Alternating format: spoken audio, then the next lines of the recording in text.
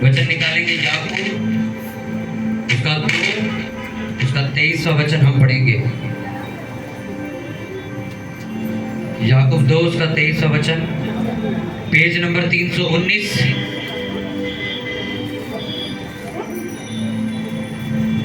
याकूब 2 उसका 23 वचन हम पढ़ेंगे। सभी जन अपनी बाइबल्स में निकाल लेंगे। याकूब 2 उसका 23वां वचन हम सब जन पढ़ेंगे। सभी जन निकालेंगे पेज नंबर 319 और भजन संहिता 92, भजन संहिता 92 भी निकाल लेंगे। और याकूब 2 उसका 23वां वचन हम पढ़ेंगे, पेज नंबर 319। ये क्या कर रहा है, बीच में खड़ा होगे?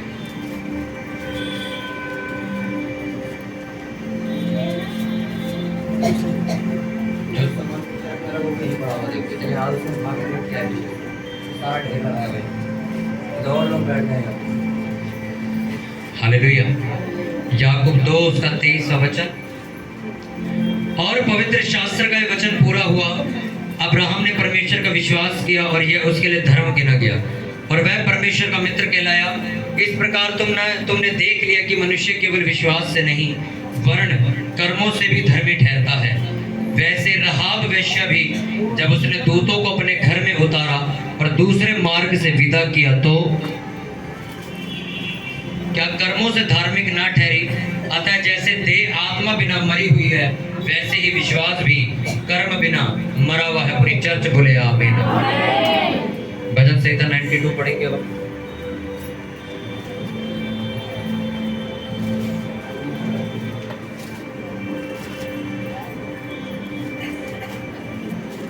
भजन संहिता 92 मैं 10 से पढ़ूंगा उसको। भजन संहिता 92 वर्स 10 उसको 10 से मैं पढ़ूंगा, उसको अंडरलाइन कर लेंगे। ये वो वचन है जो आपको हर सुबह पढ़ना है, हर रात पढ़ना है, हर शाम पढ़ना है, पूरा 92 पढ़ना, पर मैं आपको सिर्फ 10 से पढ़वा रहा हूँ आज। सब अनर्थकारी तितर बितर होंगे, परंतु मेरा सिंह तूने जंगली सांड का सा ऊंचा किया है। मैं टटके तेल से चुपड़ा गया हूँ, मैं अपने शत्रुओं पर दृष्टि करके और उनको कर्मियों का हाल जो मेरे विरुद्ध उठे थे सुनकर संतुष्ट हुआ। धर्मी लोग खजूर के समान फूले फलेंगे और लबानोन के देवदार के समान बढ़ते रहेंगे। वे यहोवा के भवन में रोपे जाकर हमारे परमेश्वर के आंगनों में फूले फलेंगे। वे पुराने होने पर भी फलते रहेंगे और रस भरे और लहलहाते रहेंगे, जिससे ये प्रकट हो कि यहोवा सच्चा है, वह मेरी चट्टान है और उसमें कुटिलता कुछ भी नहीं। सब बोलो आमीन। मेरे साथ इस वचन को रिपीट करेंगे। परंतु मेरा सिंह तूने जंगली सांड का सा ऊंचा किया है। मैं टटके तेल से चुपड़ा गया हूँ, मैं अपने शत्रुओं पर दृष्टि करके और उन कुकर्मियों का हाल जो मेरे विरुद्ध उठे थे सुनकर संतुष्ट हुआ। धर्मी लोग खजूर के समान फूले फलेंगे, लबानोन के देवदार के समान बढ़ते रहेंगे। वे यहोवा के भवन में रोपे जाकर हमारे परमेश्वर के आंगनों में फूले फलेंगे।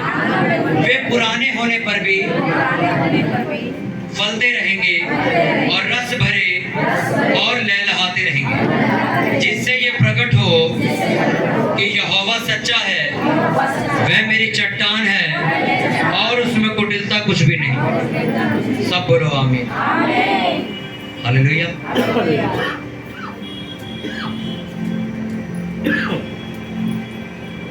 अपने पड़ोसी को बोलो ध्यान से सुन, सुनने से विश्वास पैदा होता है। हालेलुया। फिर से बोलो ध्यान से सुन, सुनने से विश्वास पैदा होता है। हालेलुया। जितना ज्यादा आप वचनों को सुनते हो, प्रचार को सुनते हो, जितना ज्यादा आप वचन पर ध्यान केंद्रित करते हो, उतना ज्यादा बाइबल में लिखा तुम्हारे अंदर विश्वास फल खजूर के समान बढ़ना, ये बढ़ता चला जाएगा। हालेलुया। मैंने आपको लास्ट संडे बताया कि आपको क्या करना है, आपको प्रचार करना। आपको प्रचार कोई बाइबल स्टडी नहीं बतानी लोगों को, तुम्हारी जिंदगी में क्या हुआ ये तुम लोगों को बताते से प्रचार कहते हैं। आपको पता, जब एक एक करके चेले यीशु मसीह को मिलते जा रहे थे तो चेले भागकर एक दूसरे को बता रहे थे, तुझे पता जिसका वर्णन भविष्यवक्ताओं ने अपनी पुस्तक में किया वो मसीह हमें मिल गया है। फिर दूसरा दूसरे के पास भागता है, चल हमारे साथ, जिसका वर्णन भविष्यवक्ताओं में लिखा है वो मसीह हमें मिल गया है। फिर तीसरा चेला आता है, फिर चौथा पांचवे को बताने जाता है। फिर एक व्यक्ति नतनएल के पास जाता है, कहता है चल हमारे साथ, जिसका वर्णन भविष्यवक्ताओं ने अपनी पुस्तक में किया वो ख्रिस्त, वो यीशु नासरी हमें मिल गया है। वो कहता है नासरत से भी कोई अच्छी चीज मिल सकती है। कहता है चलकर देख ले, चलकर। उसको जैसे यीशु मसीह मिले, उन्हें क्या किया, बाकी चेलों को जाके बताना शुरू किया कि यीशु मसीह हमें मिल गया, चल जल्दी चल, हमें यीशु नासरी हमें मिल गया, ख्रिस्त हमें मिल गया। बोला कि नहीं बोला? और जब नतनएल कहता है कि मैं नहीं मानता, क्योंकि उसको ये पता नासरत जो जगह थी वहां से सारी, जैसे हम कहते हैं ना, ये तो चोर बाजार है, चोर बाजार से कोई बढ़िया चीज मिल सकती है? वो कहता है चल के देख ले। तीसरे ने कहा नासरत से भी कभी कोई चीज मिल सकती है क्या? वो कहता है चल के देख ले, वो यीशु नासरी। हालेलुया। आपका प्रचार कोई बाइबल स्टडी नहीं है, या फिर कोई किताबों को पढ़ के लोगों को बताना नहीं है। आपका प्रचार करने मतलब है, तुमसे मैं आज पूछता हूँ कि तुम चर्च क्यों जाते हो? ये तुम जब बताते हो तो ये प्रचार। तुम्हारी जिंदगी ने प्रभु यीशु मसीह ने क्या किया जब तुम ये लोगों को बताते हो? ये क्या है प्रचार?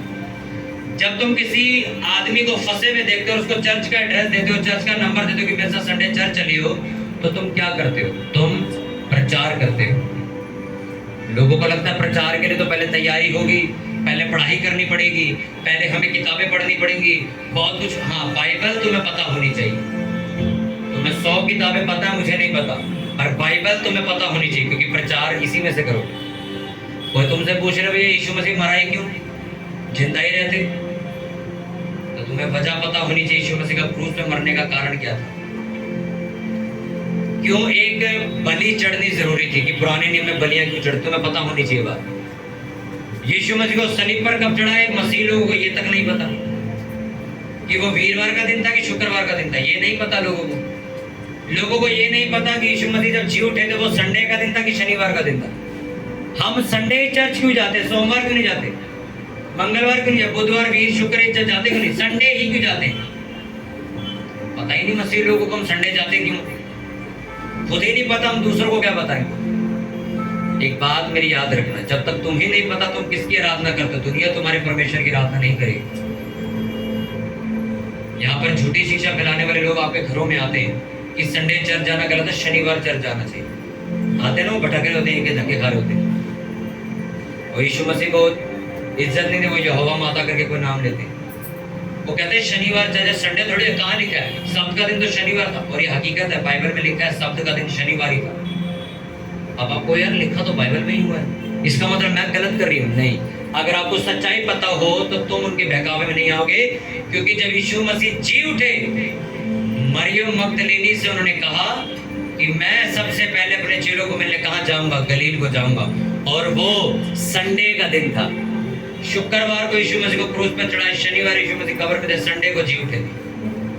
वो संडे का दिन था जिस दिन पहली बार चेले इकट्ठे हुए थे, इसलिए आज तक संडे के दिन चर्च लगती है। पर यीशु मसीह ने हमें किसी दिन के लिए नहीं बांधा, बुधवार को भी तो चर्च लगती है, लगती कि नहीं लगती? हम कोई बड़ी मीटिंग करने जाते तो सोमवार भी करके आते, मंगलवार भी कराते। बट आपको अगर ये बात नहीं पता कि यीशु मसीह जिस धार्मिकता की स्थापना करने आया था वो धार्मिकता है क्या? धार्मिकता का मतलब ये नहीं है कि एक पास्टर आए, सफेद कपड़े पहन के आए, एक बड़ा सा क्रॉस का लोगो लटका गया है तो हम समझेंगे चर्च लग रही है, पादरी आया हुआ है और यहाँ प्रार्थना होगी। नहीं, धार्मिकता जो यीशु मसीह स्थापित करने आए उसका मतलब आज मैं आपको बता के भेजूंगा। बाइबल में यीशु मसीह के जीवन को अगर आप देखो तो वो किसी धर्म की स्थापना करने नहीं आया।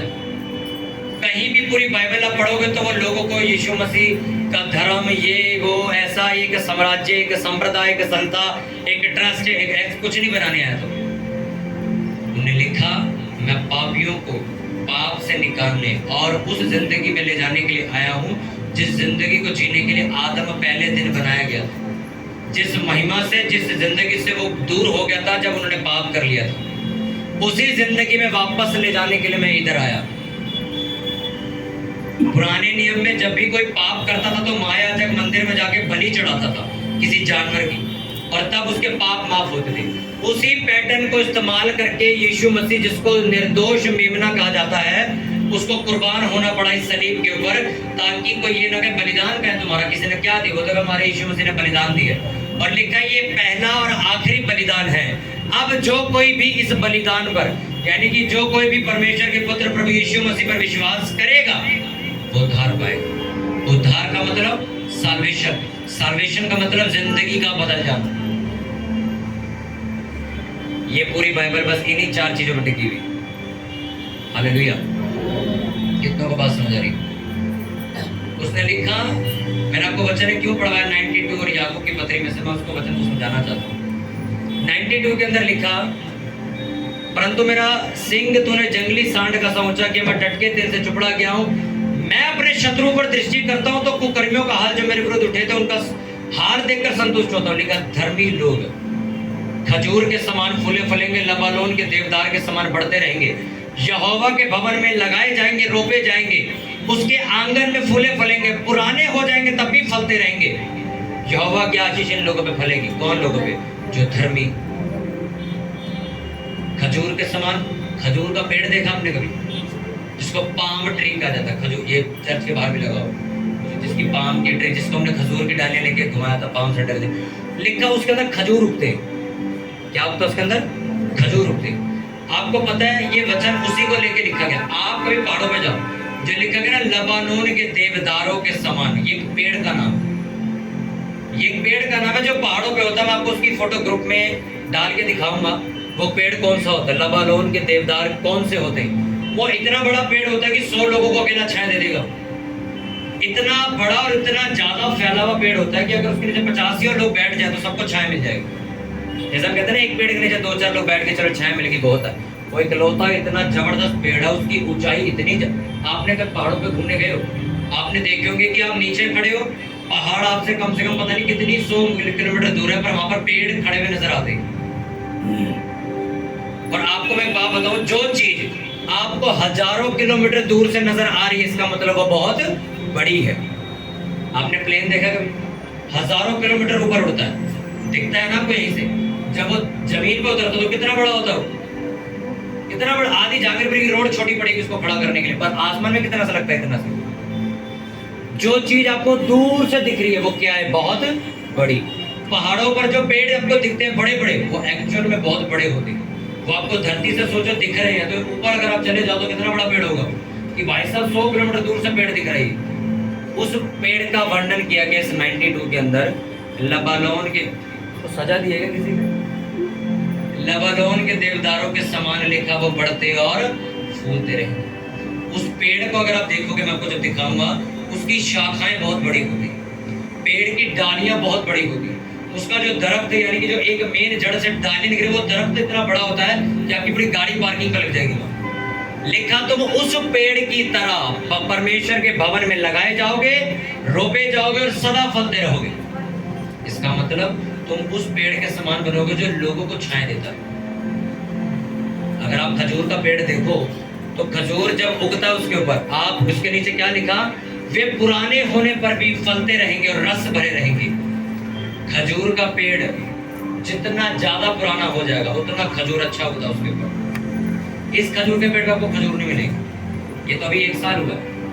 ये पहला, ये ऐसा पेड़ है, इसको इतना टाइम लगता है बढ़ने में, इतना टाइम लेता है बढ़ने में, पर जब ये बढ़ जाता है, कोई हवा, कुछ आपने कभी खजूर के पेड़ सड़क पे गिरे नहीं देखे हो? देखे कभी?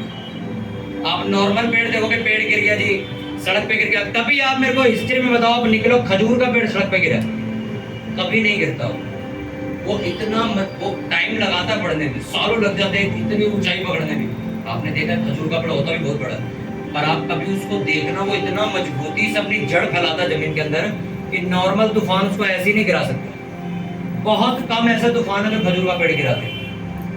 जैसे नॉर्मल तूफान है, पेड़ गिर गया, तरपाल टूट गई, टूट गया, पेड़ गिर गया। खजूर का पेड़ आप देखना, अगर वो खड़ा हो गया 8, 10, 15 साल बाद, कोई ज्यादातर तूफान उसको गिरा नहीं पाएंगे नीचे। इसी पेड़ का एग्जाम्पल परमेश्वर ने मसीही लोगों को दिया। अगर तुम धार्मिकता का जीवन जियोगे तो मैं ऐसा पेड़ तुम्हें बनाऊंगा जो परमेश्वर के घर में लगाया जाता है, जो कभी सड़ता नहीं, पुराना होने पर और रस भरा हो जाता है। हालेलुया। आज ये पेड़ बनने की चाहत है सब। बहुत सारे पास्टर चाहते हैं कि हम भी ऐसा पेड़ बने, यानी कि ऐसी जिंदगी हमारी। तूफान का मतलब कोई चीज हमें गिरा नहीं सकेगी। हमारे अंदर ऐसे ऐसे फल, ऐसी ऐसी आशीषें होंगी जो हम जितने मर्जी पुराने होते चले जाएंगे उतनी वो आशीष बढ़ती चली जाएगी। आपने कुछ मसीह लोगों को कहते सुना होगा, जब हम मसीह में आए थे तो बहुत प्रेयर करते थे, अब नहीं करते। पहले हम जब आए थे ना, अब 40 दिन उपवास करते थे, 70 दिन उपवास करते थे, 150 दिन उपवास करते थे। अब करते हो नहीं, अब टाइम नहीं मिलता। ये पेड़ नहीं। बाइबल में तो लिखा, अगर खजूर का पेड़ बढ़ा तो जितना पुराना होता जाएगा उतना फल बढ़ता रहेगा इसका। ये कौन सा पेड़ है? शुरुआत में फल लाया, अब फल नहीं ला रहा। और जब हम पहले मसीह में आए थे ना, हम हर संडे चर्च जाते थे। अब कभी कभी जाते, अब टाइम निकालते जाने। अब पहले हम जब मसीह में आते, अरे 2-3 घंटे बाइबल ही पढ़ते रहते। अब पढ़ते हो, अब जॉब लगी है ना, अब समय नहीं मिलता पढ़ने का। लिखा, जो मैंने पेड़ लगाए हैं, जो मैंने बोए हैं, लिखा ये पेड़ सदा फल लाते रहेंगे, और जितने पुराने होते जाएंगे उतने इनके रस भरे जो फ्रूट है वो बढ़ते रहेंगे। मैं आपको एक बात बताऊं, मैं आपको अपनी गवाही देता हूँ ना बार बार। वो एग्जाम्पल यही है, तुम्हें 1 साल हुआ, दूसरे साल तुम बढ़ने चाहिए, तुम्हें तीसरा साल हुआ, तीसरे साल तुम और बढ़ने चाहिए, 4 साल में 4 साल में और। ये क्या हो रहा है? पहले साल में ऊपर था, दूसरे साल में परिवार वाले पीछे चले गए, तीसरे साल में बाप में गिर गए, चौथे साल में खुद ही पीछे चला गया। ये कौन सा पेड़ था भाई? मेरे रिश्तेदारी के अंदर पहला एक परिवार था जिसने यीशु मसीह को स्वीकार किया था। वो रिश्ते में हमारी मौसी लगती थी, पर सगी नहीं थी, मतलब बहनें लगती थी मेरे उनमें। उन लोगों ने, उस परिवार ने सबसे पहले बपतिस्मा लिया, यीशु मसीह को स्वीकार किया। तब मैं 14-15 साल का था। तो पूरे रिश्तेदारी में जब बात पता लगी तो हम भी बहुत मजाक उड़ाते थे। तब तो हम भी नहीं थे। वो पहला परिवार था जो मसीह में आया था। तो जो उस टाइम को हमें भी प्रचार करते थे, पर हम तो मजाक उड़ाते थे। मैं कहता धर्म हमारा परिवर्तन भव्य, तो हम भी मजाक उड़ाते थे। आप सुनते रहना इस बात को। आज वो लड़का, जो मेरी मासी का बेटा, जो वो लोग हैं, उनके परिवार में से एक लड़की, सिर्फ एक लड़की, जो पूरे परिवार में से एक लड़की थी, उसने एक क्रिश्चियन पास्टर से शादी कर ली। उसका घर बस गया, वो ठीक चल रही है। बाकी सारे के सारे वापस जा चुके। कोई यीशु मसीह को नहीं मानता, सब दूसरे कामों में लग गए, दोबारा उन्हीं चीजों, पूजा पाठ में वापस घुस गया जाकर। और सोचो, इस पूरे खानदान में पहला परिवार कौन था जिसको परमेश्वर ने चुना था? वो लोग। और मैं उनका मजा सोचो, उन्हीं के खानदान से मैं चुना गया, और उनके परिवार में पहला पास्टर हूं मैं। हम पहला परिवार है जो सेवा कर रहे हैं। और अब मैं उनको फेसबुक पे देखता हूं, फेसबुक पे वीडियो डालते, अब वो पीछे जा चुके।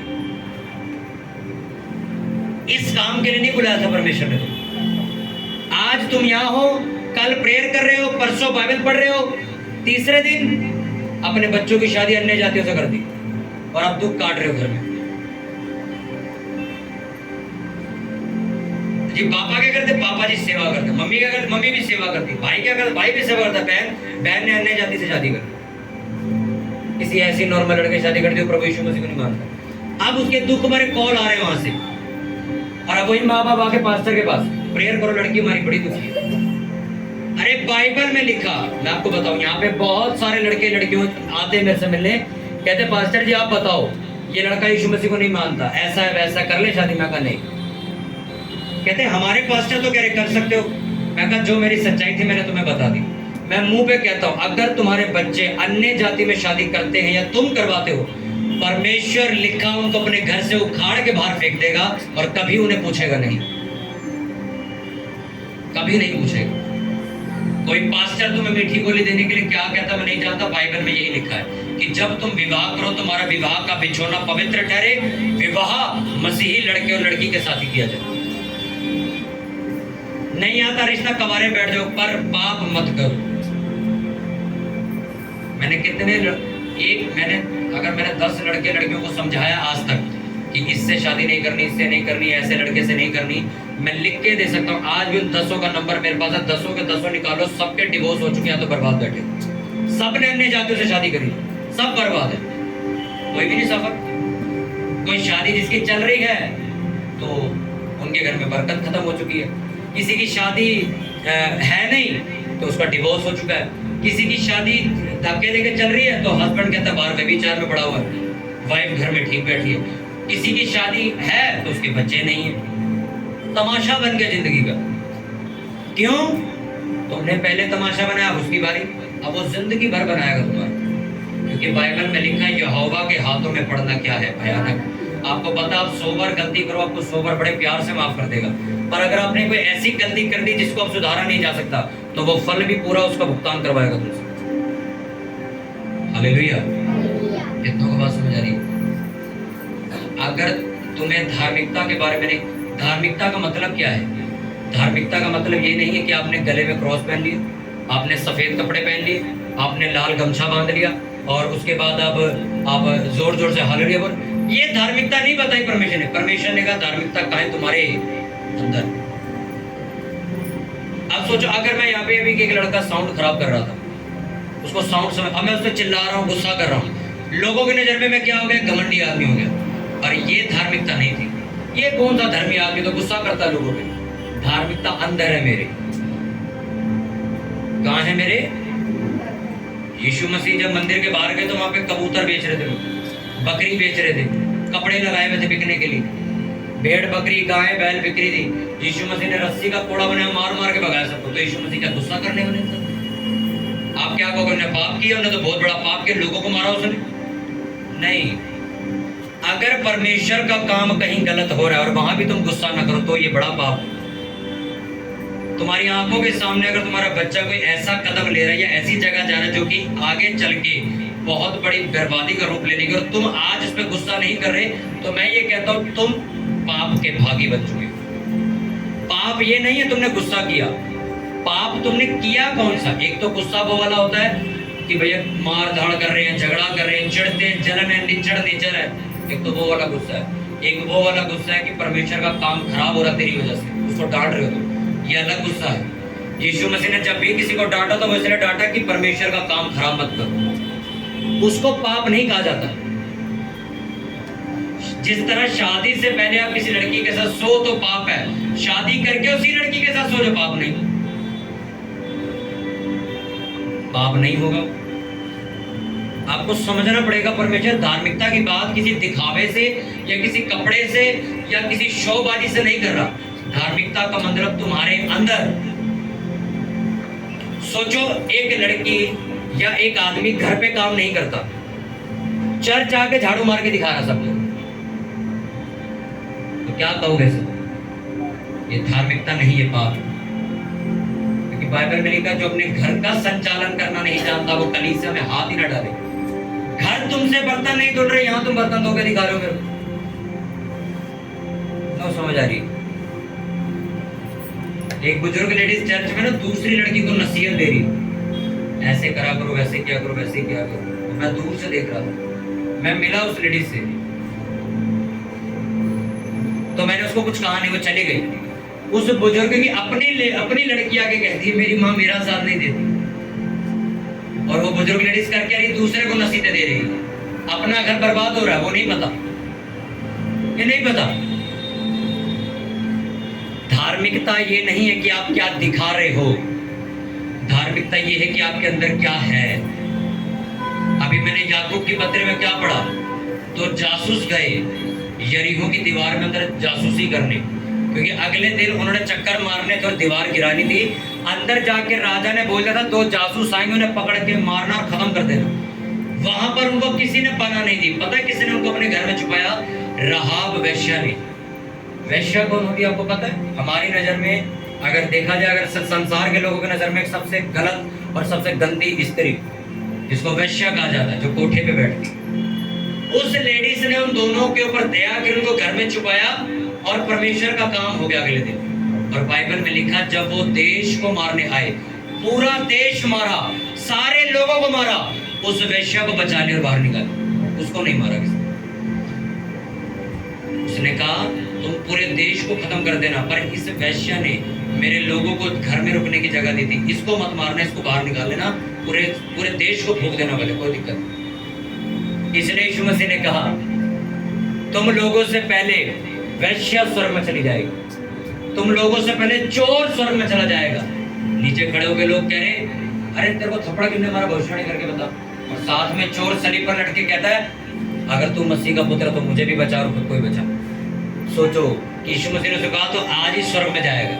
चोर आदमी स्वर्ग चला गया, वैश्य स्वर्ग चली गई, धर्मी जो बनी फिरते थे स्वर्ग नहीं गए।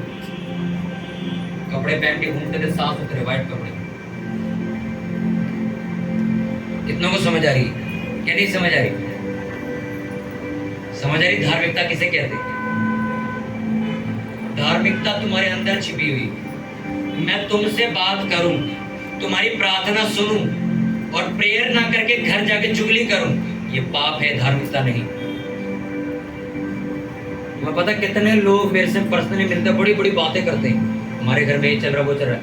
मेरी मम्मी को भी आज तक नहीं पता मैंने क्या बात करी, मेरे पापा को नहीं पता, मेरी बहन को, बड़ी सिस्टर चेतना को और मेरे को पता होती बस। मैंने अपनी बहन को बोला कोई व्यक्ति आके यहाँ मुझसे प्रार्थना कराता, अपनी पर्सनल बात बताता है, वो मेरे घर नहीं जानी चाहिए। मेरे घर में अगर आप ये सोच रहे हो मेरे घर में आपकी बात कुछ नहीं पता किसी को। ये क्या है? धार्मिकता। बाइबल में लिखा अपने भाई के पापों को ढांप दे, ना कि खुला करके तमाशा लगा उसका। ऐसा मैं क्यों कर रहा हूं? ऐसा है क्योंकि लोग करते हैं। बात सुनी, चलो बताऊंगा, सबको पता, फिर इसकी सुनी, अब सबको पता क्या पता कहानी का भी आपको।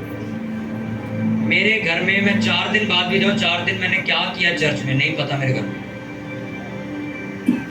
हालेलुया। अरे वैश्य ने घर में जगह दी, धर्मी लोग कहते ना देखेंगे क्या करेंगे ये नहीं। मैं आपको सच बताऊं, मैं एक ऐसे व्यक्ति के घर जाता हूँ, मैं सबके घर कई बार जाता हूँ, जो लोग ज्यादा गंदे, समझो इस बात। दुनिया को पता है ये बेकार आदमी, नशे वाला आदमी, व्यभिचारी आदमी। जब मैं उनके घर जाता हूँ तो वो ज्यादा इज्जत करते हैं, और जब किसी ऐसे के घर जाता हूँ जो सब कुछ बढ़िया है, जो अपने आप को समझते हैं प्रेयर करने लोग हैं, वो थोड़ा ऐसे आदमी अपना बैठ जाते हैं, ज्यादा नहीं मिलते मेरे से। ये रियलिटी है दुनिया की। इसलिए परमेश्वर ने क्यों पहले तुम पे इल्जाम लगाया कि तुम पापी हो, फिर तुम्हें साफ किया ताकि तुम कल को घमंड न करो उसके सामने खड़े हो। इसलिए तुम्हें कहा नम्र बनने के लिए। हालेलुया। एक पास्टर सोचो घमंड दिखा रहा है, तो क्या पास्टर पाप से नहीं निकल के आएगा? पास्टर भी नम्र हो जाएगा। यीशु मसीह ने स्ट्रक्चर ही ऐसा बनाया कि कोई घमंड नहीं कर पाएगा। हालेलुया। ये जो आशीषें तुमने पढ़ी कि मेरा सिंग तूने जंगली सांड का सा ऊंचा किया है, जंगली सांड का अगर आप सिंग देख लो तो आप तोड़ नहीं सकते। वो पेड़ की खाल तोड़ सकता, पूरा दरख्त तोड़ सकता अपने सिंग से। लिखा उसने मेरा सिंग क्या किया, इतना मजबूत कर दिया, यानी कि मेरा सिर कभी शर्मिंदा नहीं होता। उसके कहने का मतलब ये, मैं टटके तेल से चुपड़ा गया, मतलब इंग्लिश में लिखा मैं फ्रेश अनॉइंटिंग ऑयल मेरे सर पर लगाया जाता है रोज, एवरीडे, रोज मेरे सर पे परमेश्वर का दिया हुआ तेल लगाया जाता है। लोग कहते हैं ना अरे तेल तूल तो बाइबल में लिखा ही नहीं है, कौन सी चर्च है जो प्रार्थना का तेल देती है? लिखा हो मरकुस में भी लिखा है कि जिन्होंने तेल लगा के प्रार्थना के लिए दुष्ट आत्मा चली गई। हालेलुया। मैं तेल से क्या किया गया हूं? मल दिया गया। मेरे पे रोज नया तेल आता है। मैं परमेश्वर के घर में रोपा गया हूं। मैं जितना पुराना होता जाऊंगा गिरता नहीं बल्कि और रस भरा फल उगाता चला जाऊंगा। कभी मेरी दरख्त नीचे नहीं गिरेगी, कभी मेरा पेड़ झड़कर नीचे नहीं गिरेगा। लिखा तू बहती नालियों के पास लगाया जाएगा, जिसके पत्ते कभी मुरझाते नहीं, अपनी ऋतु में फलते। तू अपने नाती पोते भी देख कर जाएगा। तेरे को मैं दीर्घायु से तृप्त करूंगा। मैं तुझे अपने किए हुए उद्धार का दर्शन दिखाऊंगा। तू सांप अजगर सिंह को लताड़ेगा। तू दृष्टि करेगा, अपने दुष्टों के अंत को देखेगा। जो तुझसे बैर रखते हो वो तेरे सामने खत्म होंगे। मैं तेरे विरोधियों के सामने तेरी मेज लगाऊंगा, तो बैठ के खाया कर वो खड़े होकर देखेंगे। मैं तुझे पूंछ बनाने के लिए नहीं, मस्तक बनाने के लिए लेके आऊं, तुझे इतना ऊंचा करूंगा।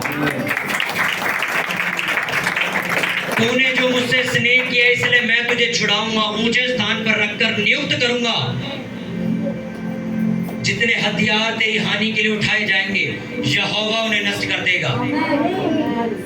यहोवा तुम्हारा शरण स्थान और गढ़ ठहरा है। जब तू मुझे पुकारे तब मैं तेरी सुनूंगा। ये उसके वचन है। ये सारे वचन कब होंगे पूरे? जब तुम धर्मी बनोगे। धर्मी का मतलब अंदर से धर्मी। तुम्हारे कपड़े गंदे हैं पर तुम पाप नहीं करते, तुम स्वर्ग चले जाओगे। और तुम पाप करते हो, कपड़े तुम्हारे साफ है, तुम स्वर्ग घुस भी नहीं सकते, दरवाजे भी नहीं खड़े हो सकते। समझ रहे हो इस बात को क्या नहीं समझ रहे हो? तुम सामने क्या हो, पीठ पीछे क्या हो, ये साबित करेगी बात तुम स्वर्ग जाते हो कि नहीं। Hallelujah, hallelujah. धार्मिकता अंदर वाली चाहिए कि दिखावे वाली चाहिए? कुछ लोग हैं जो आधा घंटा प्रेयर करके 7 दिन तक उसकी हवाबाजी मारते हैं।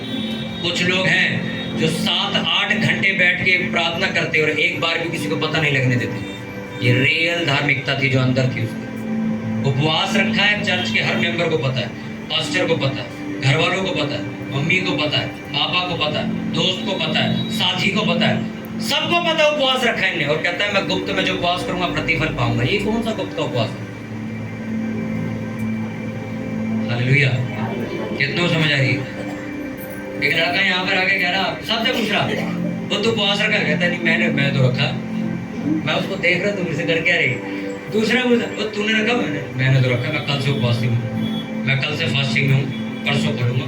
अच्छा, फिर आया मेरे पास, क्या पास है आपने नहीं रखा? मैं कहा नहीं मैंने भी नहीं रखा, मैं पास कल से रख के बैठा हूँ, कल शाम को खोलूंगा मैं। तो मैं कहता वो गुप्त का प्रतिफल मिलेगा? तो हाँ मिलेगा। अच्छा, सबको पता है इन्हें उपवास नहीं रखा हुआ, इन्हें उपवास रखा हुआ है। सबको खुद ही वो पूछ रहे तूने? मैंने तो रखा। तुम्हारी धार्मिकता कहाँ होनी चाहिए? तुम्हारी शर्ट के अंदर या नहीं? आप गले में क्रॉस पहनो, अच्छी बात है, पहनो, उस सलीब के जैसी जिंदगी भी जियो। मैं क्रॉस टांग लो, मेरे मुंह से गंदी गाली निकल रही है तो मैं अपनी भी कराऊंगा, परमेश्वर की भी साथ बेइज्जती कराऊंगा कि नहीं कराऊंगा? कितना समझ आ रही है? इतना तुमने काम किया, इतनी प्रार्थना करी, इतना अच्छे से चले, बच्चों की शादी तुमने गलत घर में कर दी, उनको तुमने गलत रास्ते उतार दिया। रिश्ता तोड़ना पड़े तोड़ दो, आग लगा दो उसमें, कोई फर्क नहीं पड़ता, परमेश्वर नहीं ले आएगा। और यहाँ हमारे यहाँ लोगों को विश्वास नहीं होता, लेके आएगा रिश्ता कि नहीं, तो मेरी लड़की कहीं कवारी ही ना मर जाए। 140 करोड़ आबादी इंडिया की, तुम्हारे लड़का ही नहीं मिलेगा। आज भी तुम्हें कहता हूँ, तुमने अगर कहीं ऐसी जगह सब कुछ फिक्स कर लिया जो गलत है, मसीही के रास्ते में, बाइबल के हिसाब से नहीं है, वो तोड़ दो, खत्म कर दो उसको। मैंने आज तक परवाह नहीं करी रिश्तेदार क्या कहेंगे, दोस्त क्या कहेंगे। तुम क्यों करते हो? यीशु मसीह जब मरा तो उन्हें पूछा अपनी माँ से, इसके लिए मरूं?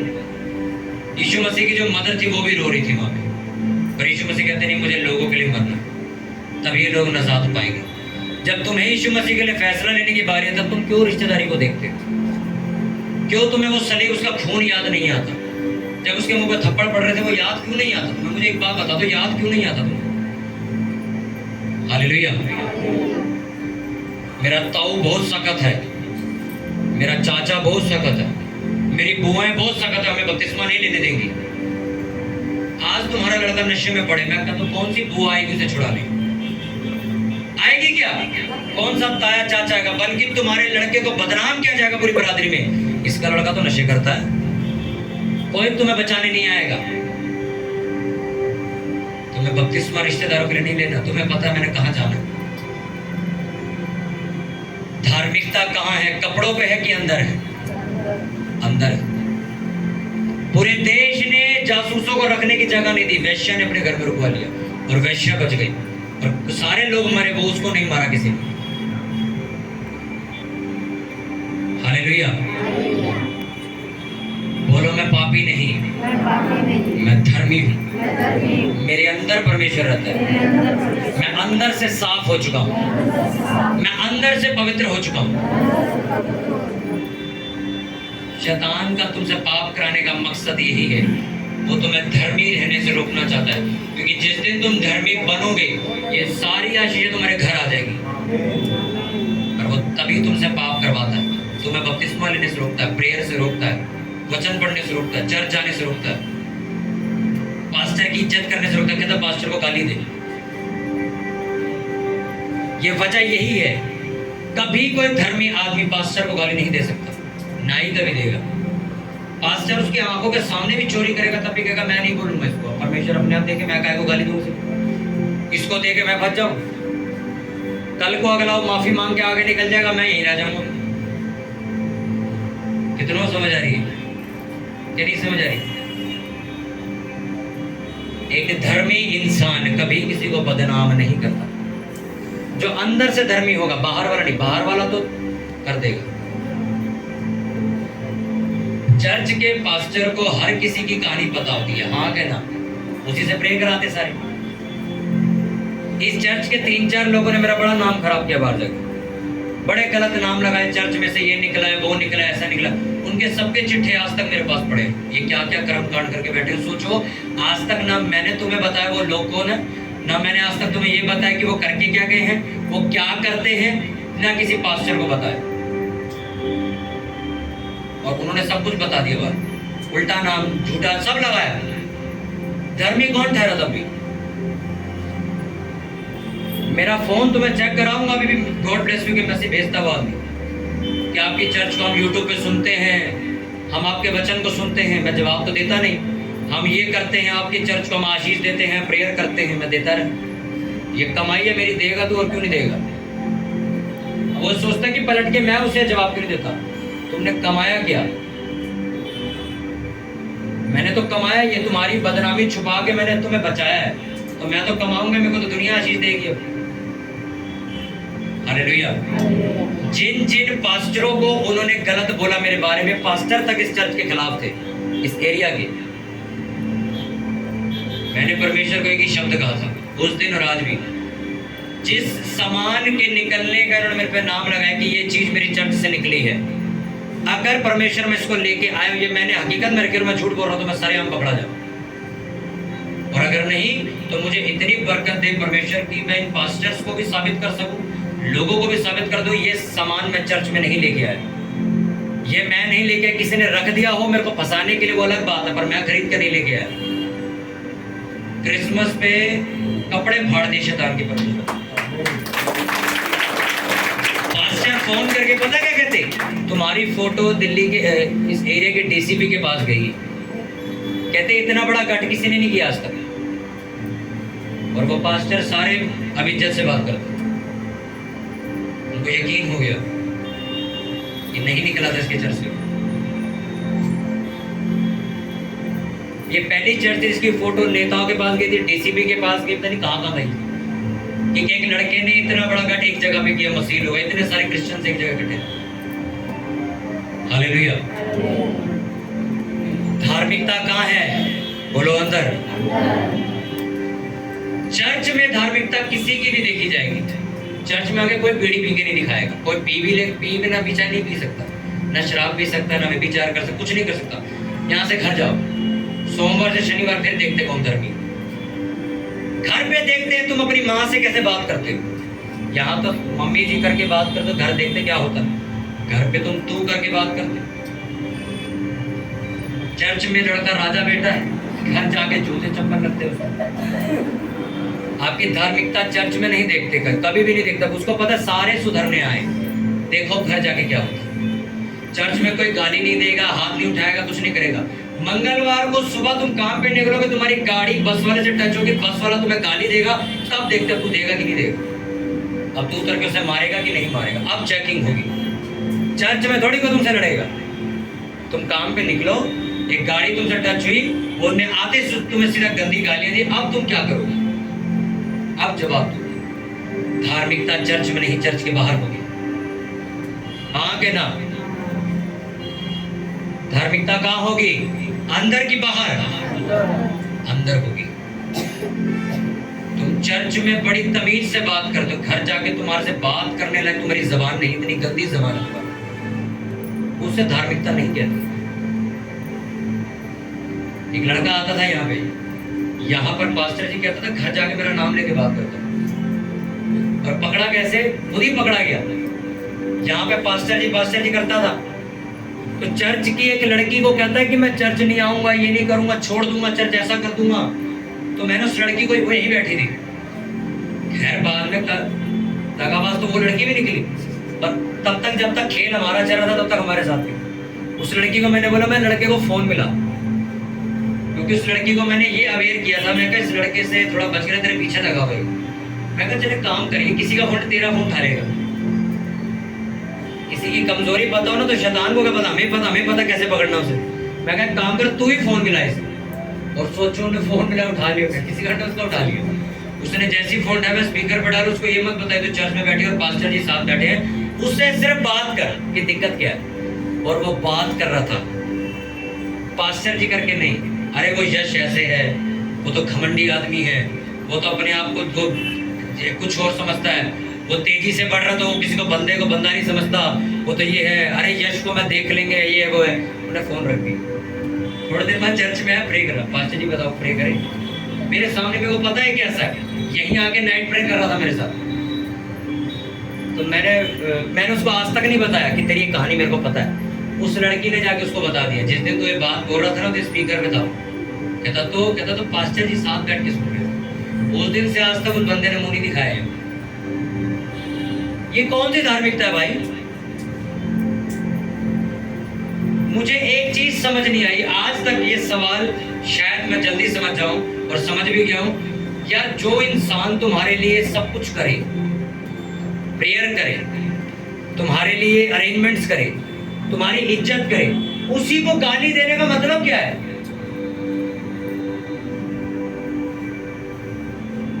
मैं बीड़ी पीते हुए पकड़ा गया, मेरे बाप ने मेरे को डांटा, थप्पड़ भी मार दिया, मैं इसी बाप को मारने की तैयारी कर रहा हूं। अबे मारा तो इसलिए ना कि बीड़ी छोड़ दूं, फायदा तो मेरा ही हुआ। जलन उसी से निकाल रहे हो वापस। मुझे आज तक नहीं समझ आई ये कहानी लोगों की, आज तक नहीं समझ आई। यहां आप क्या हो, घर क्या हो, मैटर करता है। मायने रखती है वो बात। मैं आपको बड़ी डीप चीज आज बता रहा हूं।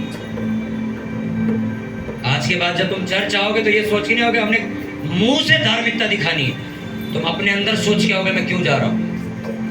अपने हाथों को उठाओ, बोलो परमेश्वर जितना वचन आज मैंने सुना, ये वचन मुझे बाहर से नहीं अंदर से धर्मी बनाए। मैं पाप रहित जीवन जीऊं, मैं घमंड रहित जीवन जीऊं। अपने हाथों को उठाओ, ऊंची आवाज में अगले 2 मिनट प्रार्थना करो। मांगो परमेश्वर से धार्मिकता जो स्वर्ग से उतरेगी तुम्हारे ऊपर, जो चेलों के पास थी, जो यीशु नासरी के पास थी, जो आज भी परमेश्वर के सच्चे लोगों के पास है। प्रभु मुझे वो धार्मिकता दे, मुझे मन के अंदर खुदावंद ठीक कर, मुझे अंदर से नम्र बना, मुझे अंदर से खुदावंद पवित्र कर, मैं इंटरनली साफ हो जाऊं, शुद्ध हो जाऊं, पवित्र हो जाऊं। Thank you Lord Jesus.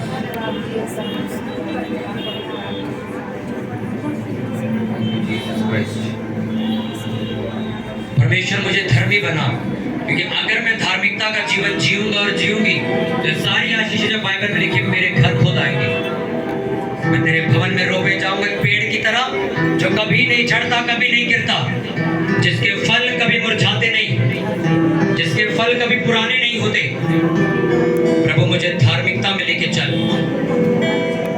बोलो ये वचन जब तक मैं जिंदा हूँ मेरी जिंदगी में सदा बना रहे। प्रभु यीशु मसीह के नाम में मांगते, पूरी चर्च बोले आमीन।